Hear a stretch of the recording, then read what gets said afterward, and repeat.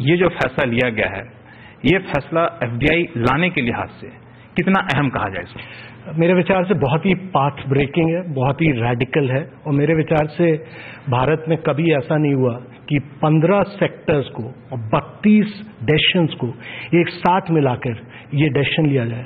ये करीब 16 cabinet notes को एक साथ लगा के किया गया है। और ये प्राइम मिनिस्टर जी का निर्देश था कि फॉरेन डायरेक्ट इन्वेस्टमेंट को और एफडीआई रेजिम को बहुत ही इजी किया जाए, बहुत ही सिंपल किया जाए, उसी की तरफ से कदम उठाए। और ये कदम जो है हमारी एफडीआई रेजिम को, हिंदुस्तान रेजिम को सबसे सरल, सबसे आसान और सबसे प्रोग्रेसिव बनाएगा। इससे सर अगर एफडीआई इनफ्लो की बात करें तो उसमें किस तरह की बढ़ोतरी की आप उम्मीद देख रहे हैं?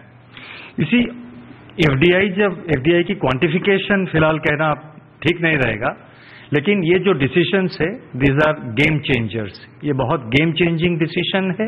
और इसमें सबसे बड़ी बात ये है कि बहुत सारे सेक्टर्स वो कैप उनमें बढ़ा दिया गया है, ऑटोमेटिक रूट में लगा दिया गया है। और गवर्नमेंट का जो प्रधानमंत्री जी का जो पॉलिसी है कि ease of doing business improve किया जाए, बहुत सारे कंडीशनैलिटीज भी जो थे उसको हटा दिया गया है। आप उदाहरण के तौर पर देखिए, कंस्ट्रक्शन सेक्टर जो है वो उसमें बहुत सारे इन्वेस्टमेंट की जरूरत है और ये एक ऐसा सेक्टर है जिसका कि मल्टीप्लायर इफेक्ट बहुत है।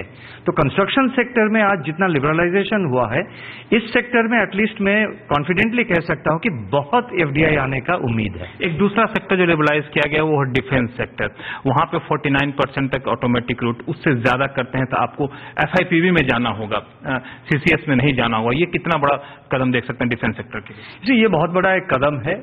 डिफेंस सेक्टर में ये कंसर्न था कि सिक्योरिटी क्लियरेंस चाहिए, लेकिन डिफेंस सेक्टर में लाइसेंसिंग रिक्वायरमेंट है और सिक्योरिटी क्लियरेंस लाइसेंसिंग का एक कंडीशन है। जब लाइसेंसिंग अथॉरिटी उसका सिक्योरिटी एस्पेक्ट देख रहे हैं तो उसको दोबारा एफआईपीवी में देखने की कोई जरूरत नहीं है। इसीलिए 49% जो ऑलरेडी अलाउड है उसको ऑटोमेटिक रूट पे डाल दिया गया है और अबव 49% जहां तक परमिटेड है वो मतलब अभी एफआईपीवी रूट में जाएगा।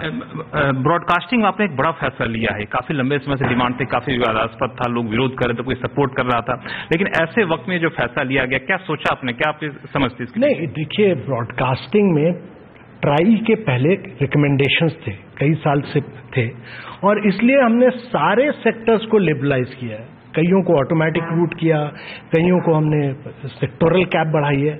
हमने केवल अभी प्रिंट मीडिया को नहीं छुआ है, बाकी सारे सेक्टर्स को हमने ओपन किया, लिबरलाइज किया है। हमारे विचार से नई टेक्नोलॉजी आनी जरूरी है, हमारे विचार से फ्रेश इन्वेस्टमेंट आना जरूरी है। ये एक क्षेत्र है जिसमें इंडिया बहुत आगे जा सकती है।